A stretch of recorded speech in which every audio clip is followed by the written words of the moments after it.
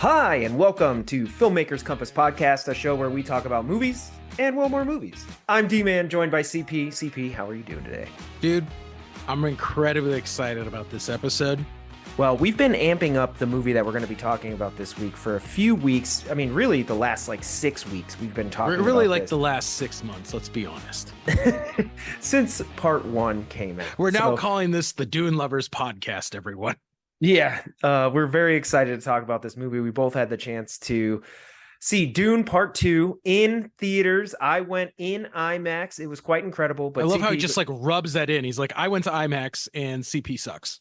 Well, you didn't go in IMAX, so you kind of suck.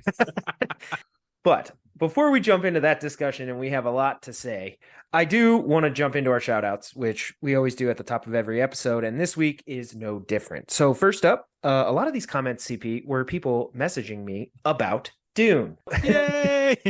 First up is actually Christina, who said, I thought it was really good. Tyler enjoyed it too. We're going to listen to your podcast. Did you send Tyler the link? So yes, I am sending him the link, and we have new listeners. Yay! So Christina, Tyler, thank you guys so much for tuning in. I hope you enjoyed the show. And more than that, I hope you enjoyed the movie Dune, which it seems like you did. So we will be talking much more in depth about that and the future of that coming up in a little bit. So next up on our shout outs is, of course, Tyler, who said the action was good as well, and the storyline was sort of able to understand. I can't actually say the next part of his comment because there's spoilers. So spoilers. Sorry. But he also adds, and the white bald guy fighter looked like the guy from I Am Legend. So I think you are talking about the zombie. Austin Butler? Yeah. Okay. Yeah, I Am Legend. Zombies and the Harkonnens. They're all the same. Okay. They're actually not skinny, which is the irony, except for that one guy. They all look either incredibly buff or incredibly fat. Next up is actually our good friend, Julian, who said, how good was Dune? I thought the worm scene was the best. So can't necessarily disagree there, especially when you see it on the big screen. It was on an epic scale. Next up is Buddy, who said, movie was amazing, obviously referring to Dune Part 2. I went in cold and was shocked at some of the casting, but it totally worked. The characters are so good, too. They don't make stupid mistakes, and everyone has their own agenda, which I totally agree with. Mm-hmm. That is absolutely true. And then next up for shoutouts is none other than our other friend, Sean, who hopefully we'll be having on this podcast one day. No promises, but I'm hoping he'll be on here at some point. I actually used to co-host a podcast with him, so that would be quite a treat if we did it.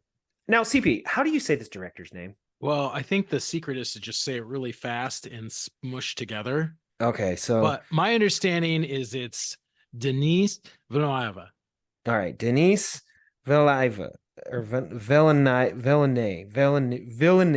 I hope I said it right. I don't know. Well, anyway, we're just going to call him... He's a French-Canadian, so just do your best. Denis. He said, is an incredible man. The Harkonnen scene with the Black Sun was fucking awesome. Guy may be the best director of all time where cinematography is concerned. So quite a claim. Wow, Sean. But huge bold statements. We'll definitely get to that later because we have to talk about that scene if we're talking about part 2. For sure. And then happy birthday to Bugs, Jason Rubio. Hope you have a great day. And then another happy birthday shout out to Gabriel. So CP, do you have any shout outs on this episode? Happy birthday. Just to Jack, who messaged me and said, do I have to see part 1 in order to watch part 2?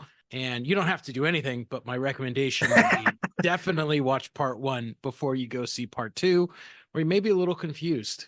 So yeah, definitely. I mean, one of the things we'll get into is the movie is literally broken in half, essentially.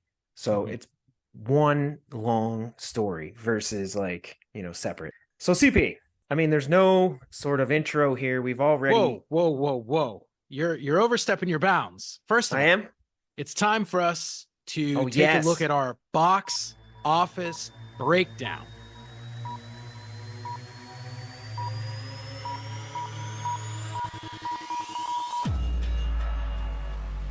Now, this is a little segment where we take a look at the box office numbers from the past weekend and tell you what's going on in the world of film. Believe it or not, Dune opened on March 1st. If you have any indication of where that's going, it happens to be number 1 in the box office. So yay, Warner Brothers. Surprise, surprise. Domestically, as of the time of recording, it made $82 million in the box office.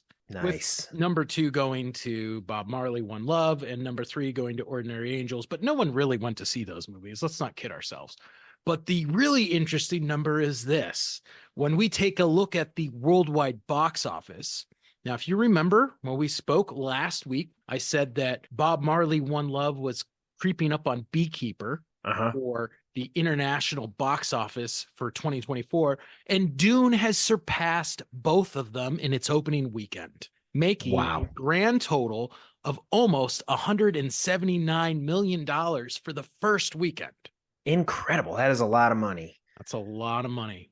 $97 million of that was made internationally with the close to 82 million domestically. So great weekend for Warner Brothers, great weekend for the Dune franchise. Why does this matter? Because there's a bunch of idiots running Warner Brothers. They greenlit a Dune Part 1 without greenlighting Part 2, and they greenlit 2 without greenlighting Part 3. Whether we have a Dune Part 3 is really going to be based on the box office performance of this movie. Yeah, we've talked before on this show about how they did not greenlight part 2, which we found shocking because we were like, at the very least here from part 2 to part 3, you can make the case that like the novel of Dune is at least complete.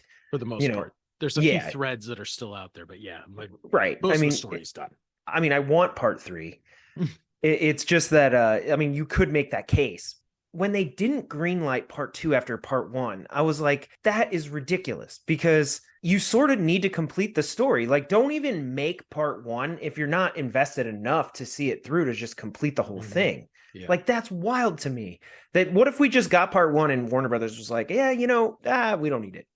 I'd be like, what? Like, that's crazy that this is where you ended this movie. That's wild. But anyway, hopefully part 3 is on the way. Now, the CEO of Legendary, which is the production company which made Dune, did come out and say, we're happy with the numbers so far. It really depends on the quote unquote quality of the script, which, come on, the same guy who wrote part 1 and 2 is writing part 3. So I'm assuming we're going to have good quality. So I think this is an unofficial endorsement of Dune part 3 on behalf of Legendary. So we should all be really optimistic about that.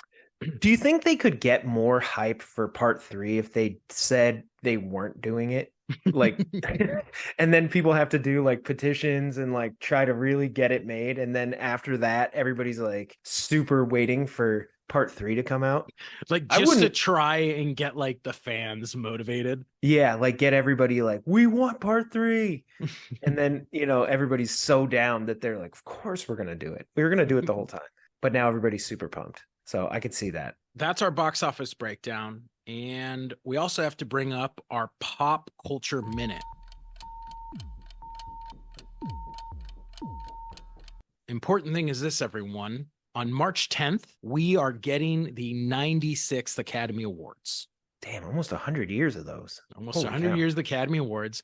D-Man and I have really tried to talk you through some of the nominees, some of the films that are on that short list of Best Picture. So we hope that you've been watching, we've been watching, and obviously next episode is going to be us reflecting back on the winners and the losers of the Academy Awards. It's coming to you live from Hollywood at the Dolby Theater on ABC. What's at stake? First of all, Barbenheimer is nominated for a combined 21 nominations. Martin Scorsese has his 10th Best Picture or a Best Director nominee, and he is the oldest person to ever be nominated. How old is Best Director? He's got to be in his 80s, right? I think he's 80, 82. Oldest. I'm curious, just because I know, how old is John Williams? This is specifically for Best Director. Oh, okay. Maybe he's in his 70s. No, John Williams is like, I just clicked on it. He's 92. Yeah, I was going to say, he's in his 90s. And he is nominated for a record 54th time. For what movie? Indiana Jones? Yep. John Williams, Indiana Jones, and the Dial of Destiny. I don't know how I feel about that. I love John Williams, and trust me, I love the Indiana Jones theme music. But like, I don't know, it's not an original score. Well, it is original score. It's just highly influenced by, 4 other movies worth of scores. His previous work. I guess that's true. I still haven't seen that movie. So you know what? I'm going to shut the hell up and not talk about that because John Williams is a legend. Did we find out how old Scorsese is? No, but I can pull that up real quick too, because we have a thing called the internet. So just bear with me for... No, I'm just curious because There's been a lot of old directors. 81 for Scorsese. And just because I know you love the man, Steven Spielberg now has the record for the most Best Picture nominations with 13. That And can't that's be true. because he was a producer on Maestro. Oh, I was gonna say, I was like that. He did not direct 13 Best Picture. I was like, that's wild. That'd be like Remember, every movie he's made. Best Picture is a producer award, not a director award. Yeah, okay. As a producer, that makes much more sense. 13 times. The man is good at his job. Yeah, Yeah. he's the best ever. I mean, I don't even know if that's debatable. Well, at this point, we're just killing time. Listen, let's get into the real meat of this episode. As everyone knows, we are talking Dune Part 2. So, Yay! CP, I do want to throw it over to you to get your initial thoughts on seeing it in the theater because, one of the first things that comes to mind is, with a movie of this scale, and you mentioned this when we reviewed Dune Part 1, it's just better in the theater. So, what was your experience like? And do you recommend everybody get their ass to the theater, or do you recommend people wait till it's streaming? No. I think seeing it, this is a movie I watch all the time on the small screen, and it pales in comparison to the theatrical glory that Dune is. So you are robbing yourself of a true cinematic gift. And that's the only way I can describe this movie. D-Man and I were talking about this afterwards. I I know. said, I literally CP texted me and was like, "Call me as soon as you're out of the theater." yeah, everything in this We got to talk about movie this. is done at such a high level of cinema. You're just robbing yourself of this opportunity to witness greatness on the big screen. Now, another movie that actually was a huge inspiration for Steven Spielberg himself and for many other filmmakers, still stands the test of time. And I don't know if this is your favorite or not, CP, but Dune Part 2 is getting comparisons to Lawrence of Arabia, which is, sort of an epic movie that takes place in a desert. And I don't know, to me, I think that's like, what an honor. And remember, Frank Herbert was influenced by the film Lawrence of Arabia when he was writing Oh, the really? novel. I did So not I know that. think it's really amazing that Denise is channeling that. And we just, that's a testament to the fact that he made a film that is very true to the original source material. Yeah, and it shows. I mean, again, Lawrence of Arabia is widely considered. It's shown in film classes, and it's often held up as an inspirational film for an entire generation of filmmakers, particularly Steven Spielberg, Scorsese, their age. It's widely regarded as one of the better cinematic achievements of all time. Mhm. And to be compared to that, or even in some ways, some people are saying it may even surpass that, is quite an honor. So that's pretty impressive. I will say that I mentioned at the top of the episode, I got to see it in IMAX.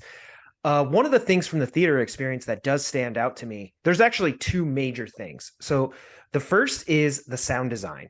I mean, I don't want to say I was like blown backwards into my seat with some of the sound design, but my seat was rattling. There were times where I got goosebumps. Like the sound design is epic. Mhm. And really, I know Steph's cousin, shout out to Alex. I know one guy that has a sound system in his house that would warrant watch this movie at home and it would be incredible. Yeah. The sound design is incredible. And then the second is I'm watching this on an IMAX screen. And I have to say, and we're going to talk about this later, but I just want to talk about it as part of the theater experience as well. The special effects were insane. Like, I don't know exactly what percentage of shots were CGI shots in this movie, but I'm guessing if you're just talking about added elements or anything, it's got to be close to like 80 to 90% of the film has, some sort of element in it. And the effects here are just so good. For reference, I'm watching at home streaming, Netflix's Avatar: The Last Airbender. And I'm not here to knock that or anything, but I mean, I don't know how comparable the actual production budgets were, whatever. But I mean, just in terms of like how everything came together and looked so seamless in their ability to craft these shots is just incredible. Where I think special effects elements on a lot of things, and Avatar sort of being that thing right now, is they're very noticeable, or it's very you're like, that's CGI. To some of it makes sense, right? We're talking about Avatar here and different elements being benders and all that stuff, but in Dune Part 2 it's just incredible. It looks so good. Well, and just in case you have any doubt, audience, Dune Part Two now is the ninth highest rated film across IMDb. That's impressive. Yeah, What's number one? Is it it's like Shawshank Redemption yeah, or The Shawshank, Godfather. Dark So, Knight's probably up yep, there. that's three. So this is an incredible, an incredible territory if you are a movie fan. So, if you haven't seen it and you're still on the fence, hopefully this episode will seal the deal for you. But I figure that was a statistic that everyone should know. So, CP, we are now going to dive into a deeper discussion about the film. So, I wanted to take this moment to say, like, obviously, if you haven't seen it, we wanted to give you guys the theater experience we had watching it. But we are now going to be diving into spoiler territory. We are going to be, Spoilers. yeah, we're going to be talking about the movie. So, if you haven't had a chance yet to see it, I recommend you take our recommendations and go to the theater. Don't wait for streaming because you're also going to want to listen to the rest of this podcast. So, True. be sure to go check out Dune Part 2. I highly recommend it. Spoiler alert, it's time to talk what we liked and didn't like from Dune Part 2. In terms of how they adapted the story, I mean, what did you think about the way they were able to sort of bring this to life? The movie itself, because I haven't read the novel. To that end, while I know the story of Dune, I don't know that I would be the perfect person to be like, how do you feel this was adapted from book to screen? Have you Well, read the book? yes. And let's start. Frank Herbert himself, when he summarizes the theme of the novel, says Dune is about showing you the superhero syndrome and your own participation in it.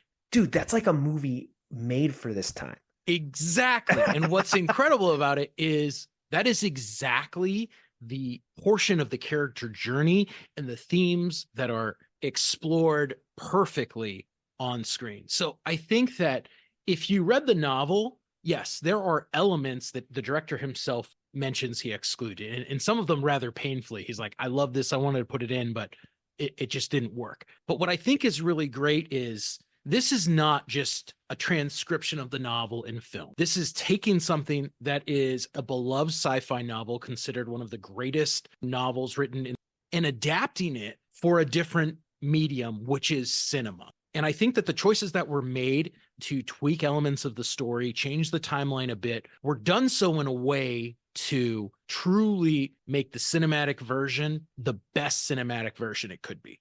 Because we saw the attempt in the past that David Lynch did, where he tried to transcribe the novel into cinema and it didn't work. Yeah, I have seen the 1984 version, and we actually did talk about that when we did our movie remake time with Dune Part 1. You can go back and sort of listen to some of, what we talked about in that episode. I don't want to get too much into a apples to apples comparison here with like the 1984 version. I mean, I do love though that the movie itself, the story of Dune is ultimately, a cautionary tale against sort of prophecies and messiahs and this idea that somebody out there is coming to save you, And I don't know that it is that in a critique of religion to that extent, although there is sort of a cult-like element to how the Fremen look for this Messiah, right? They've been waiting for this person. They've been looking. And then it's sort of like I don't want to call it like a self-fulfilling prophecy or anything, because it's not if you see the movie. But at the same time, I don't know, it's weird because it's actually an element of the story, the critique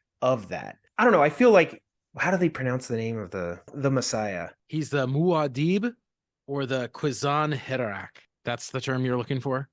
Yes, I believe that's Voice the from one. the outer world. Yeah, and then what's the other one? Well, once he drinks the water of life, he becomes the Kwisatz Haderach. Okay, And that's what Haderach. that's the prophecy the Bene Gesserits are trying to perform. So part of it is there's two competing sort of prophecies within Dune. There's the macro level one and the Arrakis level one. I don't know. I think to me, like part of incorporating like a prophecy element into a story, it can sometimes rob characters a little bit of their agency. In this case, and this is a bit of a critique on my end, but not of the movie itself, but just the story. They have Paul Atreides drink this water, and then he sort of manifests that Messiah element that the Bene Gesserit have been proclaiming for generations, right? Hmm. To me, it came across a little bit like, if he didn't drink this water, then he's not that person. The way it's kind of portrayed suggests that, I guess what I'm saying is, like, if you look at something like Star Wars, right? Like Luke goes Hmm. and trains with Yoda on Dagobah, but imagine if he doesn't go train with Yoda on Dagobah and he just drinks some water and he's like, oh, I'm a Jedi. It just kind of came across a little bit like he was totally not this person. Then he drank some water and then he's this person. Does that make sense? I mean, I get what you're saying. Like I mean, was he imbued with like superpowers? Is he just so Yes. brave now because he survived death? Or I don't know. Like that element of Well, it and was a that little might bit not come through in the confusing. movie, but part of it is no man has ever been able to survive drinking the water of life. No, that's stated in the film. It's just that it came across a little bit to me like if you drink this water and live, like you're now essentially like a savior god. I'm wondering, like, I don't know from the film, like, did it like give him powers that he didn't have prior to drinking it, and like only living is like the litmus test that you're the person? You know what I mean? Like it just came across a little bit like, how come like now he's just like, let's take control? Like, did you really have to drink the water and almost die to like have that ability? Or I don't know. That Mhm. was a little bit confusing to me, I guess is what I was getting at. Okay, that's fair. But other than that, like story wise, going back to the comment that Buddy made when I was doing the shout outs, I really did think that the characters are written incredibly well. Everybody sort of has their motives for why they're doing what they're doing. They are all sort of on a mission. It just works. I think Josh Brolin's character is a great example. Like, we think, he runs into battle, which usually in cinematic terms is a safe bet that that person could always turn up again if we did not see them die. Of course, he didn't die. He's, a smuggler of spice and all this stuff. So he's got his motives for why he's still there and why he's doing what he's doing. But his mission, right, is that he wants to get revenge for Leto and the Atreides house. And Hmm. he's on that mission. Yeah. So now that he knows Paul's here and they're going to kind of ride this, Arrakis wave of the Fremen. Hmm. So he's all sort of in, I don't know if he's ever in on the prophecy all the way, but he's like, He's in on Paul and he's in on destroying the yeah. Harkonnens, which is all he needs. And I think he's a good example of like they bring his character back into the fold, but it kind of works. It all sort of works. All the characters have something. I think my favorite character, surprisingly, is Chani. I think the way they write that character is really well done because she probably has the most conflict out of any of the characters, right? When you're doing sort of a prophecy fulfillment thing, obviously there's reluctance from Paul to embrace that prophecy and sort of become who he's, right, destined to be. But that's really his conflict, which Yeah. we know more than likely that will see its way all the way through, right? Yeah. So as an audience, it's not that conflicting that he's like, I won't go south, Yeah. Yeah. Yeah. because you're like, I mean, I feel like you will though. Like eventually there'll be a good enough reason to go. And there is. And then he does go and fulfills that prophecy. But her character is conflicted because she's in love with Paul while also sort of rejecting that cult-like atmosphere for the Messiah, where Yeah. she thinks that the Fremen of themselves, are enough, that they Mhm. don't need this Messiah. So not only is she rejecting sort of the prophecy, but she loves the man. And she actually ended up in the movie being a part of the prophecy. I think she had a lot of conflict. And then, of course, once Paul gets power, and it has a big effect on where her life goes next. Oh yeah. I don't know. That was really interesting. I think the characters were they were so interesting. All of them. They did such a good job. How did you like Christopher Walken being cast as the Emperor? I thought he did a good job. Yeah. I mean, It's weird. It's not like a role that I would ever think, oh, that's totally Christopher Walken, right? Compared to how we typically see him in the movies. But I thought it worked. yeah, I mean, I do see the risk of that casting because it might be hard for people to see past Christopher Walken in Mhm. that role. He kind of nailed it. I don't know. Mhm. I didn't have a problem with it. I don't know what other types of takes we could have gotten on that emperor, but he plays, a fairly thoughtful, subdued emperor. We never see him doing any sort of physical violence or anything. He's older. Mhm. Yeah, I mean, I thought it kind of worked. So that was pretty cool because, yeah, like you said, I never expected to see Christopher Walken as the Emperor in Dune. As I mentioned when I was talking about the theater experience, one of the things that does stand out is the special effects are just incredible. Oh my gosh. This is from the sandworms to actual like dust storms and the elements, everything that's at play here. Even you think about the background plating and how, Arrakis itself feels so real. They just did such a good job of building the effects here. And I guess one of the things I wanted to bring up was I was reading an article the other day that said Captain Marvel cost approximately $270 million to make. Oh my gosh. And apparently, Dune costs production wise, part one and part two combined costs like 290 something million.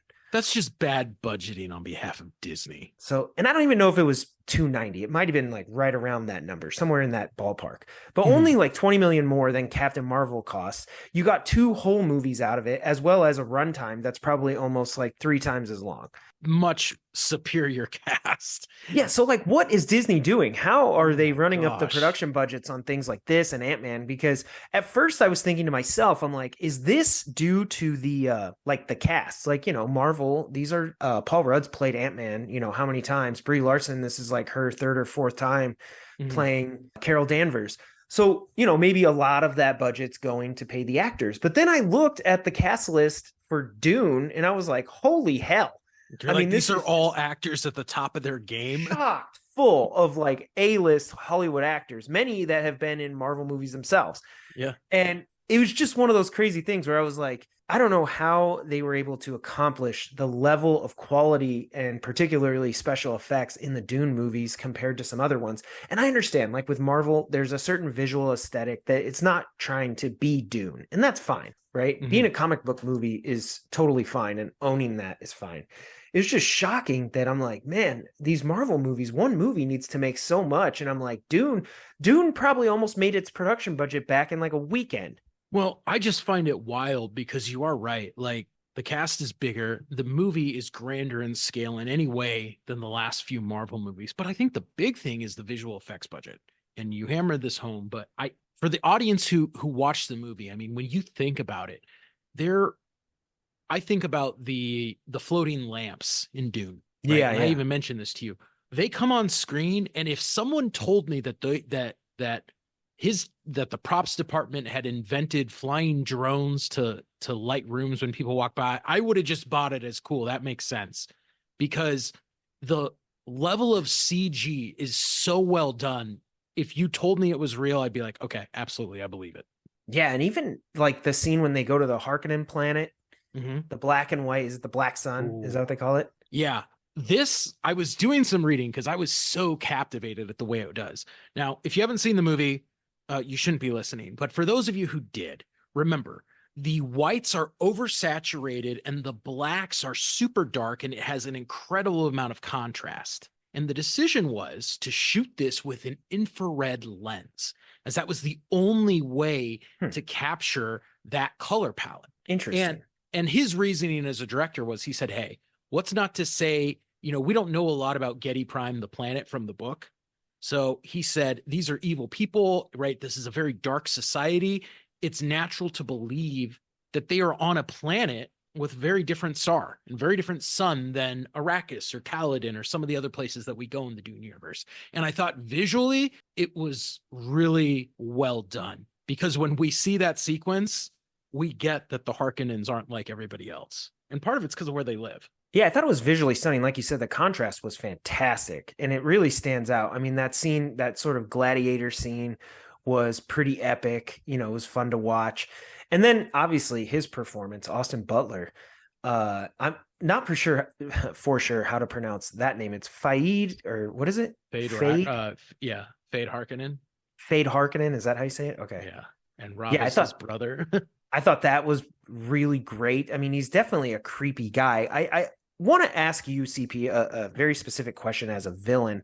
A lot of people were comparing that performance to Heath Ledger as the Joker. And for me, I don't think it rose to that level. I don't think the character had enough depth to me. He wasn't intriguing enough as a villain, although he was intimidating enough as a villain. He was creepy. Obviously, physically, he was able to dominate his opponents.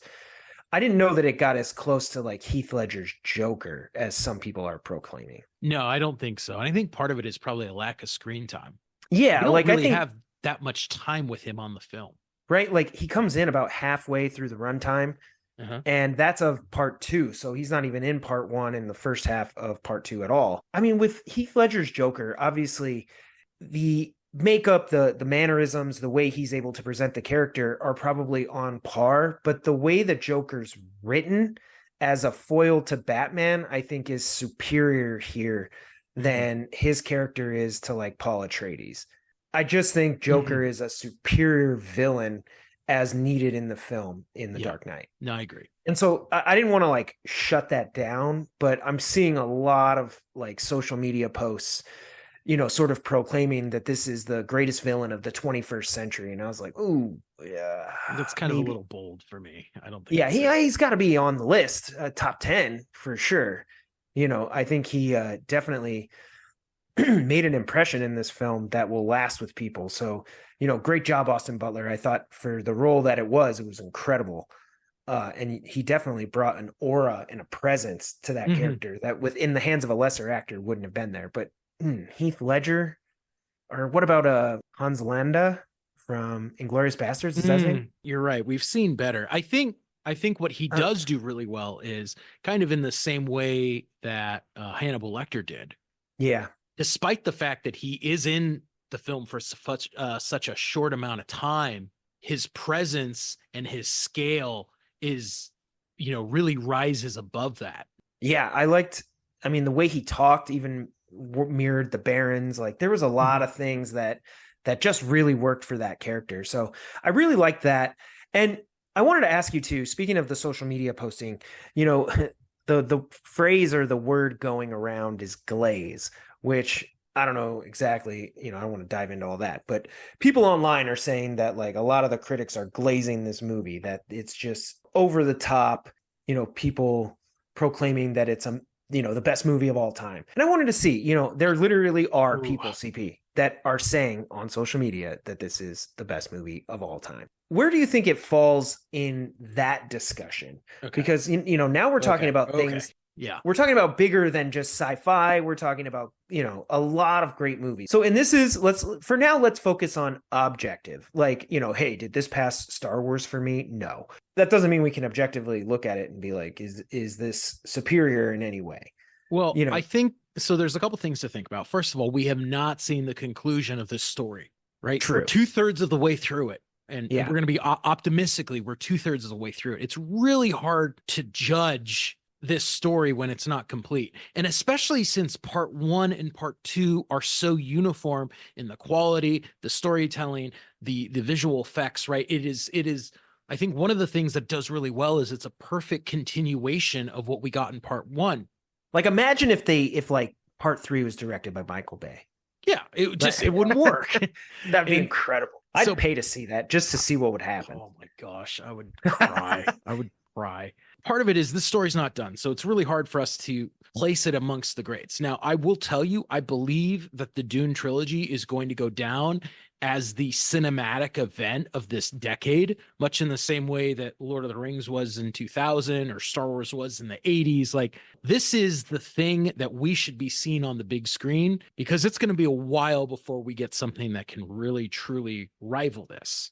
Can I add to that? I mean, Mm-hmm. on that note, when you think of it that way, that there's a generation of people going to the theater today that maybe didn't experience Jurassic Park. They didn't get to see The Dark Knight or Lord of the Rings on the big screen. They've seen them, but Mm-hmm. there actually is, I think about, the people that now I'm looking back at what I was watching on social media, there probably are quite a few of them that, for them to get to see something on opening night and have that type of experience, this might be their Dark Knight Yeah. or their Jurassic Park, or even it going back further than even you and I, like Empire Strikes Back, Yeah. and of which this was actually compared to. I mean, obviously, Star Wars comparisons are rampant because Star Wars drew inspiration from Dune. Mm-hmm. But aside from that, like people are saying this is sort of like, an Empire Strikes Back moment where people just left the theater completely wowed and they were like, whoa, as far as sequels go, I didn't even know you could do this.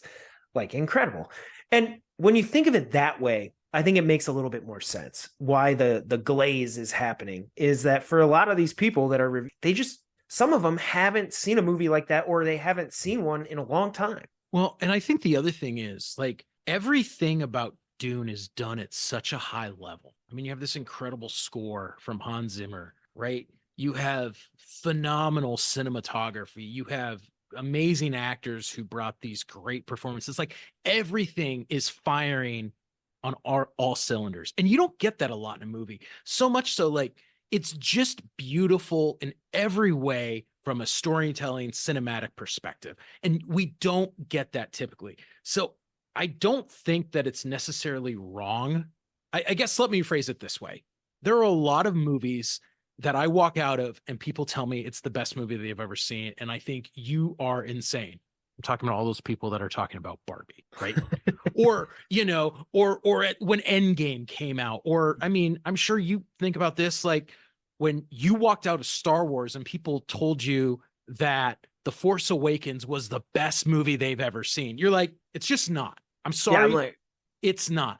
The difference with Dune is I think that if someone tells me this is the best movie that I have ever seen, I think a case could be made for it. Whether I agree or not, like I think that when someone tells me that, I'm like, you might not be wrong. There are valid points to be made that this could be the best movie we have seen in our lifetime. probably the best way to put it. Obviously you could stack it up against, there's The Godfather. I mean, you could just create a list of the best movies of all time and where does it stack up. And I think that's a great way to put it. It's in the conversation. It's earned its place to be considered. And then after that, it just becomes sort of a subjective point of view. Yeah. Like It might people's not be opinion. your favorite, but it could be the best. And I would give you that. I would say that this movie probably has earned a place to be in the discussion. Like you said, people came out of Force Awakens and they're like, this is the best movie. It's like, I mean, objectively, it's just not. Like, it's not even better than the Star Wars it's imitating. There's just no way. And so can sort of cast that aside. Or, I think Avengers Endgame is a great example in that was a cinematic moment. And Avengers Endgame has certainly found its place in cinema history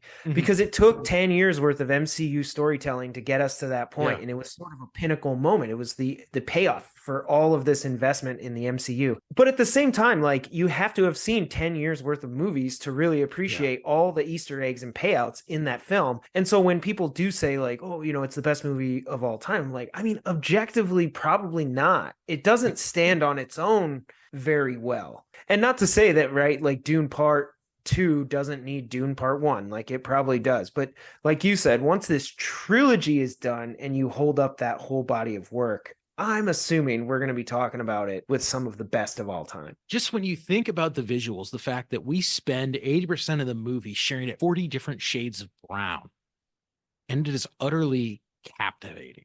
A testament to craft. If we're talking about things that we didn't like, there was a grain of sand in this one shot. Do you know what shot I'm talking about? That it really pissed me off. No, I'm just kidding. I think the performances were incredible. Everybody sort of brought their A game. There was certainly nothing that stood out to me as didn't work. Timothy, how do you say his last name? Shyamalan, yeah. Thought he actually rose to the occasion. Not that I had any doubt in him or anything. I don't know him from all that much. I thought he did a fantastic job. I mean, he definitely commanded the screen when he needed to. He was, sort of vulnerable Paul when he needed to. It worked. I don't think anyone thinks that like Florence Pugh is a bad actor or anything, right? Or Zendaya or Timothy Chalamet. But I'm like, you are literally going toe to toe performance wise with Josh Brolin and Rebecca Ferguson and Javier Bardem. That's got to be intimidating as a performer. And I thought every actor in this movie holds their own, no matter how large or small their role is. They all feel like they really shine through and bring that character to life. How insane was it that they brought in Anna Taylor-Joy for literally like a minute and a half role? Yeah. Can we also just acknowledge how cool the opening scene was for part 2? To pick up right where part 1 left off. And then they're literally sort of being chased through the desert by the Harkonnens. Start seeing them like dropping through the frame. That was so cool. Awesome. Like what a way to start the movie because it's like intense. It brings you right back to the action that was the end of the first one. I don't know, like right away it was really cool. Let's talk about action in Dune 2. There's definitely more of it. Oh yeah. Like Julian mentioned in the shout outs earlier, I mean, the worms really becoming a factor here, the sandworms. Was a pleasant addition because their motion on screen, while often, like you said, within that same brown color palette, they're literally moving through sand.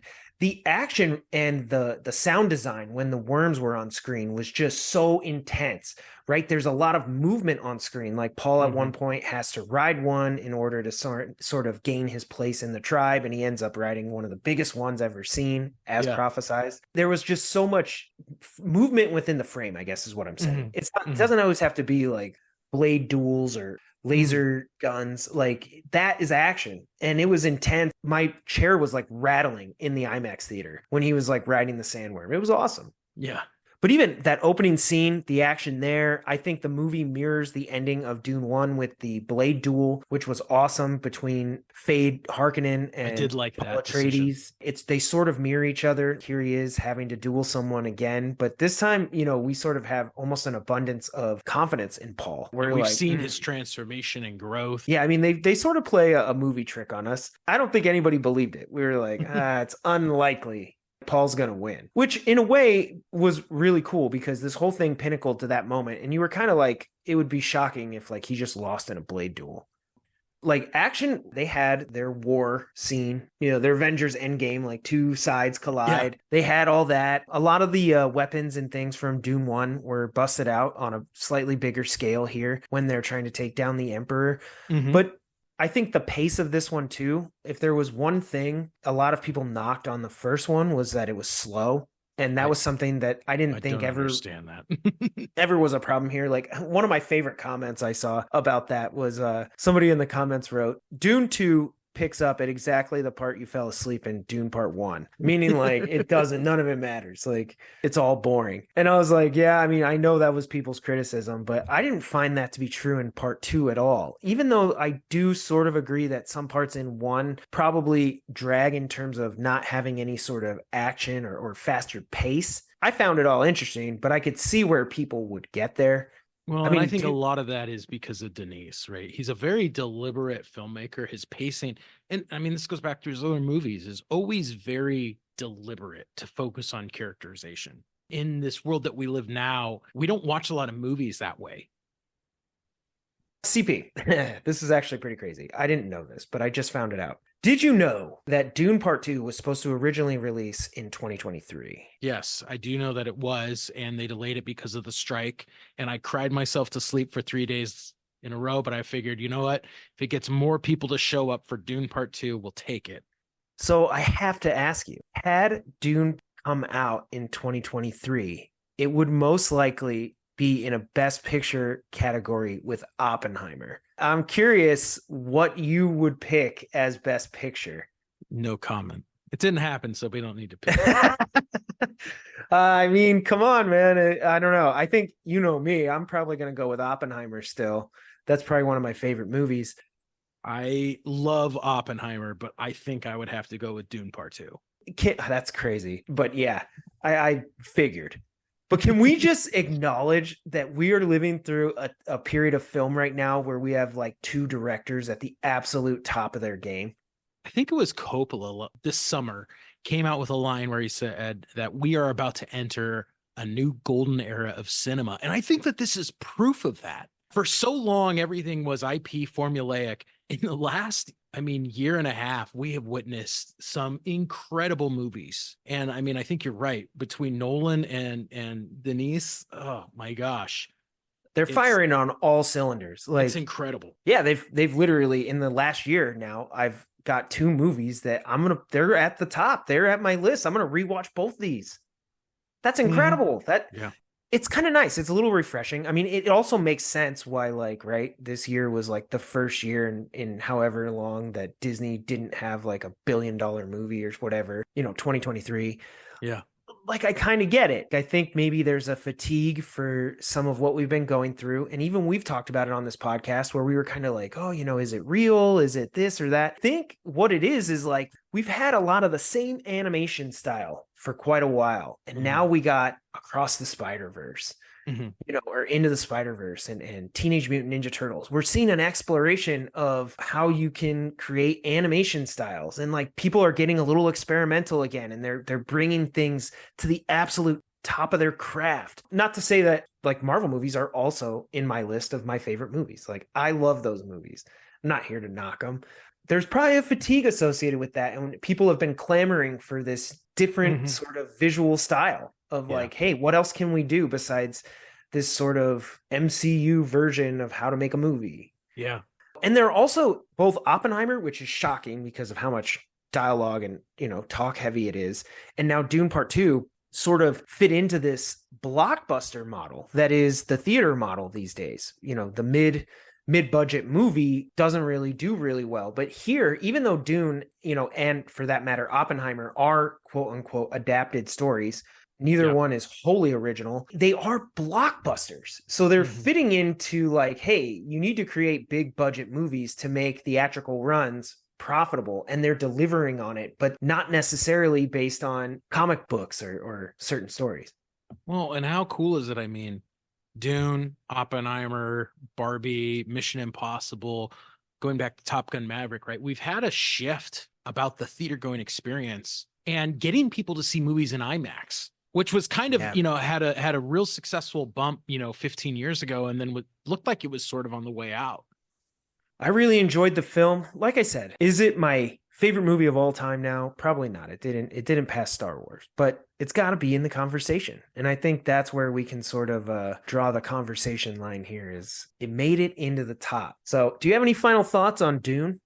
Just I got to reiterate for the audience, if you haven't got a chance to see it, you need to, because you're robbing yourself of this cinematic gift. There's not a lot of movies that I think we say, hey, you have to see it in the theater, Matt Helson, and this is one of them, and you really need to. Yeah, I don't know if I talked about it on this show, but when I went to Matt's house to go see Top Gun, he was like, "Hey, why don't I just rent it? It's already on like Vudu and Prime, and you can rent the movie. You can't or buy it or whatever, but it's not streaming.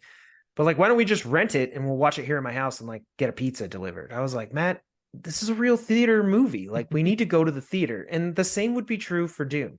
I would be unfortunate enough to force him to watch Dune Part 1 again at his house. But then I'd be like, "Get your ass up and let's go to the theater for Dune Part 2." It's just a movie that you're like, it's better that way. Oh man, it makes me so excited and so happy that not only do we have these directors delivering on the theater experience in the present moment, but these guys are probably also inspiring the next generation of Yep. filmmakers to continue to create works of art that warrant being in the theater. And Yep. that makes me so excited because yes, there's a shared experience in terms of like moments like Avengers Endgame. There was Mhm. definitely something about watching Avengers Endgame and that scene with the portals where everybody comes back, spoiler alert, with an audience, right? That was like an audience moment. Mhm. And that's a theater experience. That means like, hey, it was better to be there with all the people. It was incredible. Dune, Top Gun, yes, the audience is cool, but we're talking about actual cinema experience. This movie is enhanced. I would go to the movies to watch Dune Part 2 and just be the only one in the theater. And so I don't know that you need to do that for like Avengers Endgame, although I probably would. We're talking like movies. I'm like, dude, all your senses, the movie demands you be engaged. And sometimes I think too, like, I don't know if it's just UCP, but sometimes when you're at home watching a movie and you're on your couch, I don't know, if you get a text or you hear that buzz, I don't know, you pick up your phone.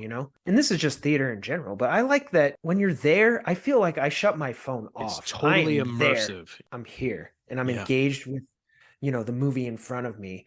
And I love that. And Dune demands it of you, which is why Yeah. it's a true theater experience because Yeah. it doesn't let you sit there and be like, oh, let me check my phone. You just can't. I didn't even, dude, I had to piss like 30 minutes into that movie and I didn't get up. Now, so let me ask you this. You saw it with Steph, right? Yes. Steph did not see Dune Part 1 in the theater, She did not in the theater, no.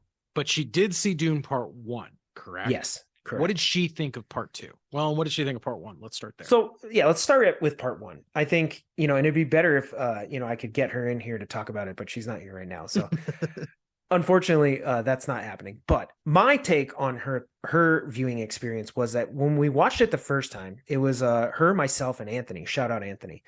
We watched it, and I think she found it hard to follow, which I think a lot of people did. Atreides, Harkonnen, Arrakis, Freeman, Bene all these Gesserit, names, yeah. Benny Yeah. Gesserit, and some of them, even myself at the beginning of this episode, they're hard to say, which that can sort of harm a movie's success because it's easier to say Han Solo and Princess Leia and they stick in your mind, Yeah. where these other words, they sort of fade out. Jedi is very easy. The first viewing there was a little bit intimidating because it was kind of like, I don't really know what all this is, and I don't know who this is or whatever.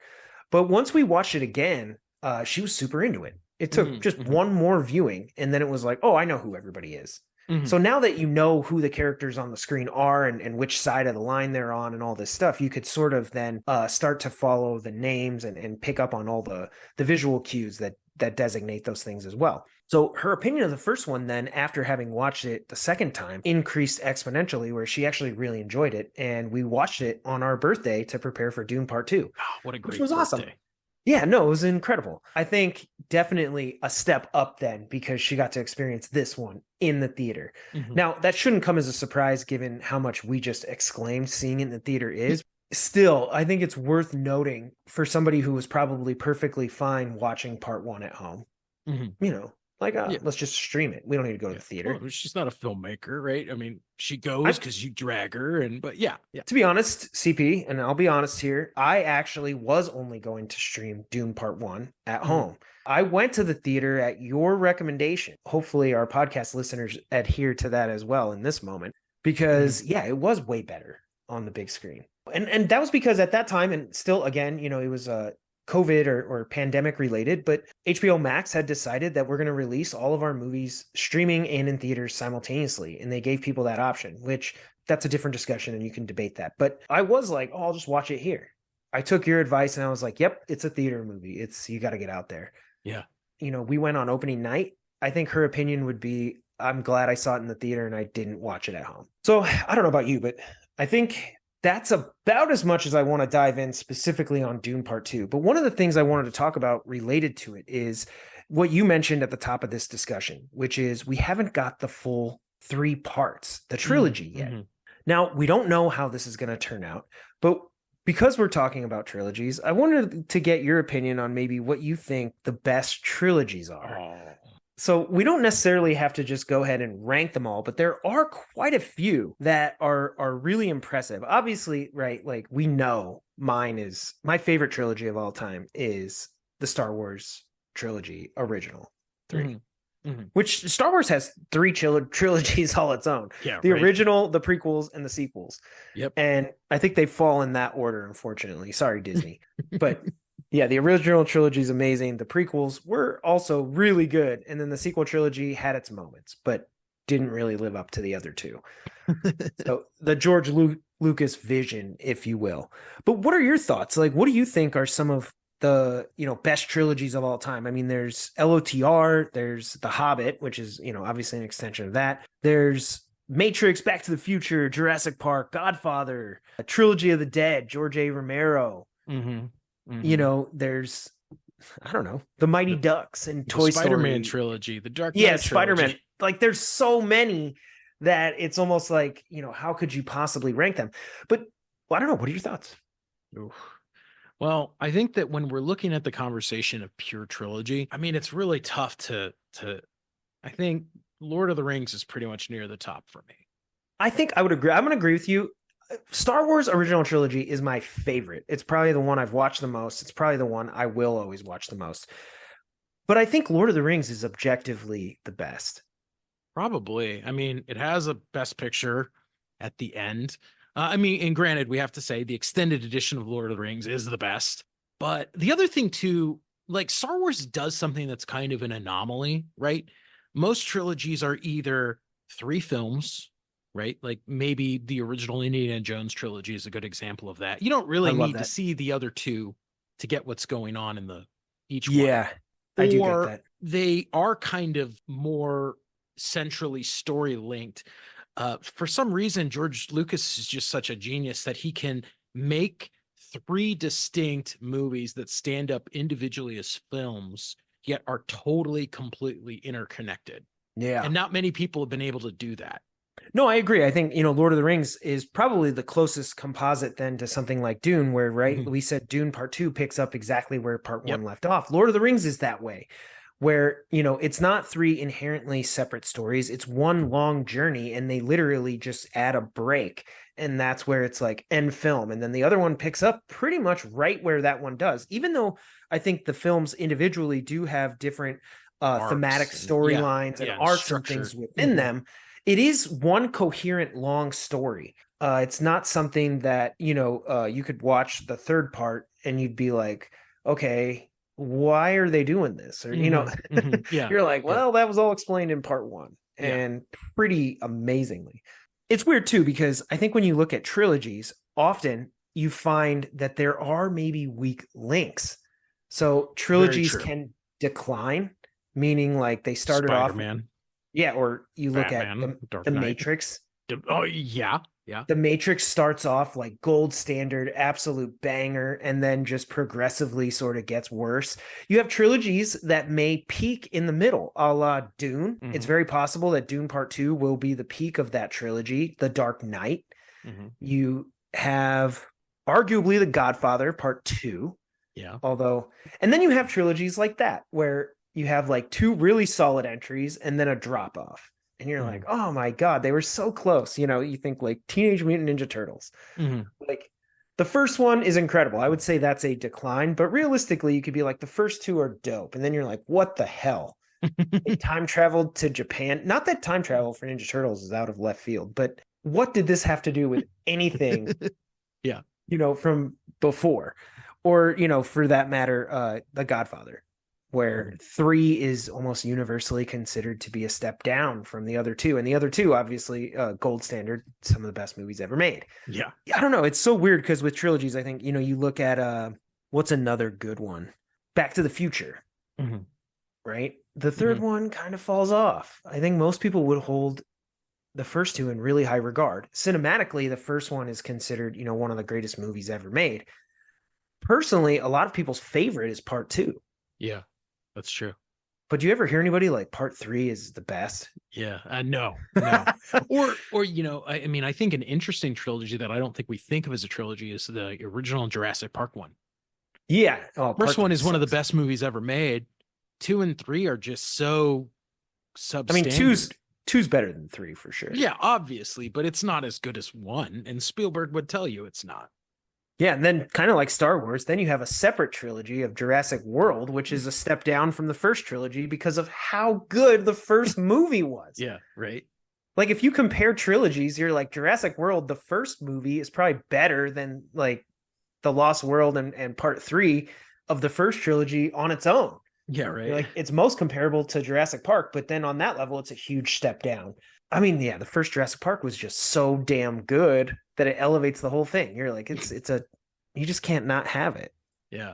So, or what's the trilogy that they did like Shaun of the Dead? What is that called? Oh, I don't know. The one with Shaun of the Dead, At World's End, and Hot Fuzz. Yeah, it's like what's the word I'm thinking of? It's like an ice cream word or something. I don't know. We don't need to know what it's called. But then there's like trilogies like that, which are just sort of like fun all the way through. Yeah. I don't know if anybody's like, that might be their favorite. I don't know if anybody's like objectively best trilogy ever made. It's like a lot of fun. Those movies were awesome. And it's cool that they were able to put a trilogy together and sort of debate about it. Yeah, right. I don't know. Like my favorite trilogies, I'm probably gonna go Star Wars #1, Lord of the Rings #2, and oh dude, these other ones are tough. Because those three, I think original Star Wars trilogy is like perfect. I mean, if I'm going on personal preference, because I just said Star Wars is #1, but objectively, I think Lord of the Rings is #1, then I'm probably gonna put the prequel trilogy as #3. All right, fair enough. That's probably, I watch it all the time. I mean, yeah.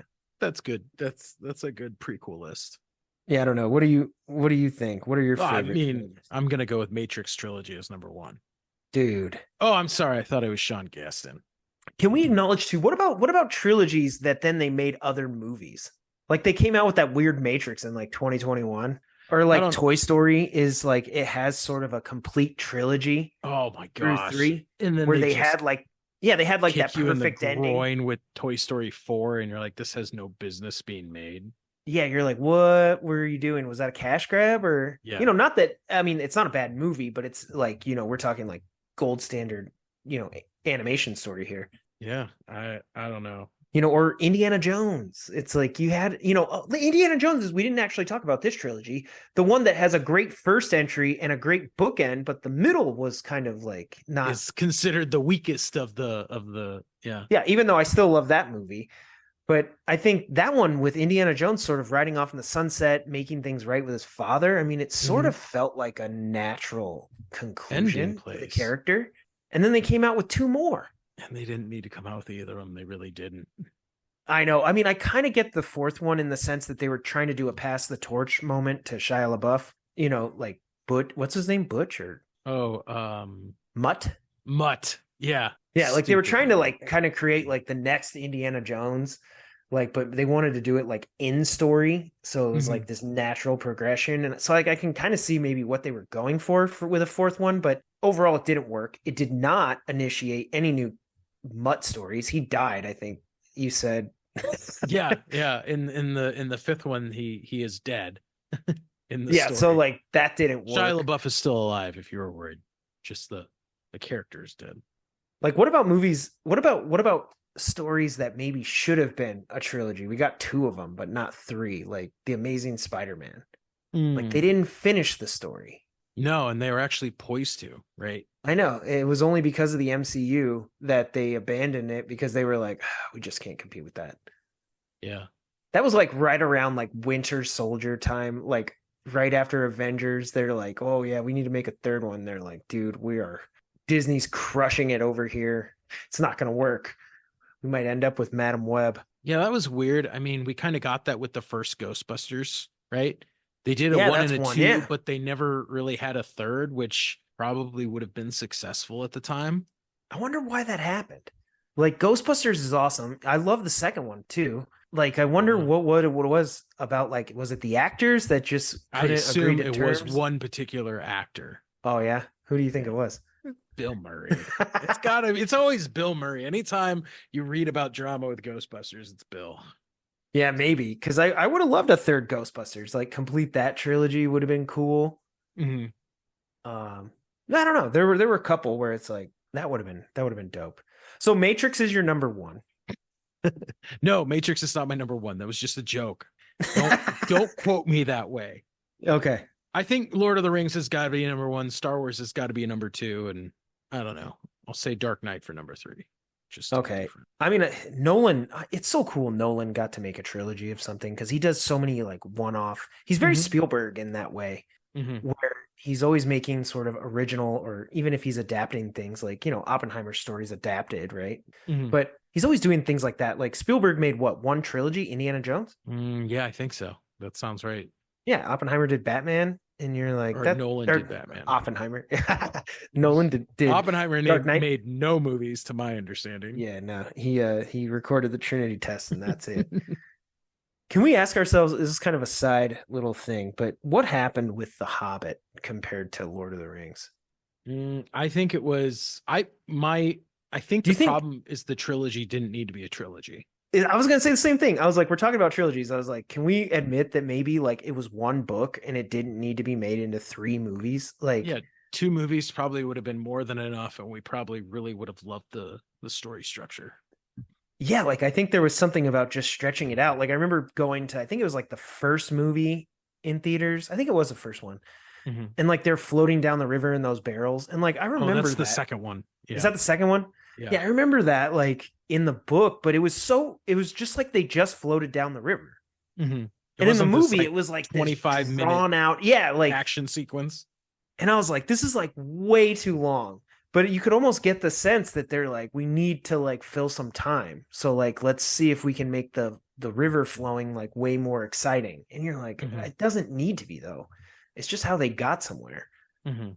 It's kind of like in that scene in Fellowship of the Ring where like Frodo jumps on that raft with the hobbits and then they go to Bree.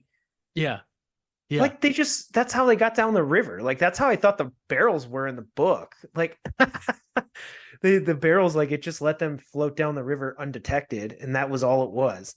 Yeah. But in this movie, it gets like so drawn out that you're like, I don't know. So anyway, yeah, I guess I just brought that up because I think it being a trilogy is actually what hurt it. No, I would agree. I think Not everything needs to be stretched out. What do you think? What do you think about like the mariachi trilogy? Like El From Mariachi, Desperado, Once Upon a Time in Mexico. Robert Rodriguez. Yeah, that was pretty cool. I like that one. It's kind of cool. I mean, it is weird how one of them was made with virtually no budget at all. I thought he Yeah. spent like, I don't know, $10,000 on El Well, didn't he Mariachi. write a book about like guerrilla Yeah. filmmaking and like he Yeah. went down to like Mexico and like made it in a town? Yeah. And then all of a sudden he's like, oh, I actually have real money to make the rest of these movies.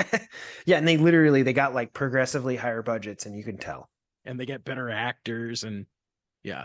What do you CP, what do you think about like Marvel trilogies? Like within even the MCU, you have like Iron Man 1, 2, and 3. You have like Captain America. I think the Captain America one is the only one that's has anything like any relevance. I like Thor. I love the question that they ask, even though it's not made by the same people. I think Captain America had the same director twice. Mhm. Iron Man had the same director twice. They switched for the third one, and excuse me, Captain America switched for the first one. Yeah. I like Thor. I like the way they ask that question, like, what does it mean to sort of be worthy? Yeah, but the second And Thor is so bad, whereas all three of the Captain America, like the Captain America ones, get progressively better. yeah, I would agree.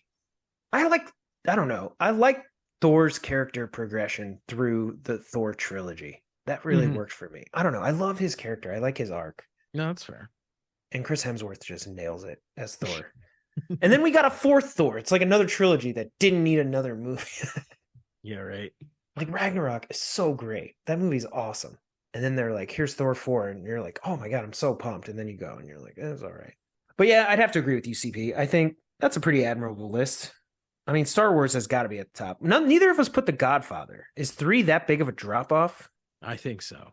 I mean, I might swap out the prequel trilogy for the Godfather trilogy. All right, you do it just because someone needs to put it on their list.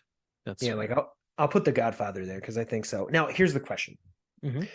if the entire cast and the director and Hans Zimmer all come back for Dune, which is Dune Part 3, but which is essentially being labeled Dune Messiah because it technically would adapt a separate It's book. mostly that novel. Yeah. And again, the reason we're calling this a trilogy is because Denise has said that he would only direct 3 and that he only wants to tell sort of Paul Atreides' story, which Yeah. is sort of concluded there. So if they were to make any more Dune movies and sort of It's not continue it's that not him. series, Yeah. it wouldn't be this same subset of films. Do you think the Dune trilogy has a chance to supplant Lord of the Rings for the best trilogy of all time? Absolutely. I think that it really does. Oh my There's a lot God. of story that That to is so explore. bold. The themes are incredible. I mean, again, this is making movies at the best level you possibly can. And I totally anticipate 15, 20 years from now, we're going to be sitting around bonfires debating what is better, the Lord of the Rings trilogy or the Dune movie trilogy. I totally believe that. Oh my goodness. You know, this is a question for Sean, and I might have to message him this directly because that is a banger of a question. Lord of the Rings or Dune. And again, we haven't got part 3 yet, but we can just anticipate, you know, unless he goes full Sam Raimi making his part 3, where we're like, what the hell? Yeah. Like, how did we end up with this from the same people that did the other ones? Like, I have no idea. Yeah. Then I would definitely expect it to crack my top trilogies, but you got it supplanting Lord of the Rings, that's crazy. Because Lord of the Rings it's amazing. It again, kind of like Dune, at least so far. Like, I look at it and there's not really any like weak parts. I mean, it gets slower at some parts, you know, in Dune, it's part 1. You know, Lord of the Rings, it's probably part 2 where it gets a little slow at parts, but like everything is working. Well, I guess I look at it this. Ooh, side note, pause CP. I just got a message from Ivor. I had asked him if he'd seen Dune, and he said, not yet. I'm on vacation, and I'm going to see it next week. So, Ivor, enjoy your theater experience and have fun, man. And you'll catch this after you've seen it, because hopefully you wouldn't let us ruin it for you. Anyway, sorry. Getting live comments. Throwing that in real time. As we're recording. All right, this is my thing. I think it comes down to this. I watched Dune 1 and Dune 2, and I can't find fault. I really can't. There is an element of fault that I can find in the Lord of the Rings trilogy, Okay. and it is Merry, Pippin, and Treebeard. That could Oh my literally God. be trimmed, like I love not that. I love completely, it. but it could be condensed, especially in the extended edition. Oh man, I don't know. That's tough. I'm gonna have to throw this to Sean because I feel like if Sean tells me that Dune could supplant Lord of the Rings, then that's real. This is like, But my opinion isn't real, is what you're yeah, telling me. no, It doesn't carry yeah, enough I weight don't know. with you. You're a Lord of the Rings like casual fan, you know? You're Oh wow. Wow. yeah, I don't even know if I've ever watched those movies with you. No, I'm just kidding. I used to watch it all the time in college. I'm kidding. I don't know, man. We'll have to see what the audience thinks. Audience, what do you think? Where could Dune trilogy stand up in the amongst the greatest trilogies of all time? Definitely. Well, CP, that does it for our episode. That was a lot of fun. I mean, I had fun watching the movie, I had fun talking about the movie, and I had fun talking about its place in cinema history. So it's pretty exciting for all of our listeners. As CP said, be sure to continue the conversations. And as I read all of our shout outs, let us know what you thought of the movie. This is definitely one that everybody should be talking about. And if you are, we'd love to hear from you. You can send us messages or follow us on social media. All you have to do is go to filmmakerscompass.com, where we have a feed of all of our previous episodes, as well as our social media accounts at Film Comp Podcast. So you can find us on all major social media platforms. You can follow me personally at Big Kid D-Man and CP. You can follow me at NDCal5. Thanks for hanging out and talking movies with us this week. This is what we love to do. We're glad that you were here. Let us know your thoughts on Dune Part 2. And you can meet us back here next week. Until then, keep watching movies.